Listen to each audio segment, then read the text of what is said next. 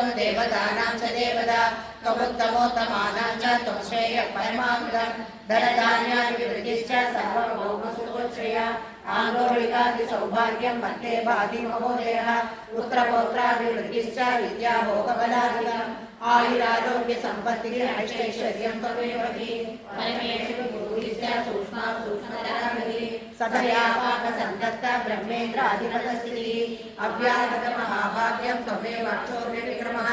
समन्वयश्च वेदानाम् अधियोगस्त्वमेव हि निःश्रेयसफलप्राप्तिः साधनं फलमेव च श्रीमन्नराजराज्ञी च श्रीविद्याक्षेमकारिणी श्रीबीजसन्तुष्टा ऐन्द्रीं श्रीबीजवायुः प्रवृत्तिमान् सुलभा विष्णुं प्रथमकिङ्करी क्लिङ्गारार्थसाधिकै च सौमङ्गल्यादि देवता श्रीषोडशाक्षरी विद्या श्रीयन्त्रपुरवासिनी सर्वमङ्गलमाङ्गल्ये शिवे सर्वार्थसाधिके शरण्ये त्र्यम्बके गौरी नारायणी नमोस्तुते पुनः पुनः नमस्तेस्तु साष्टाङ्गं पुनः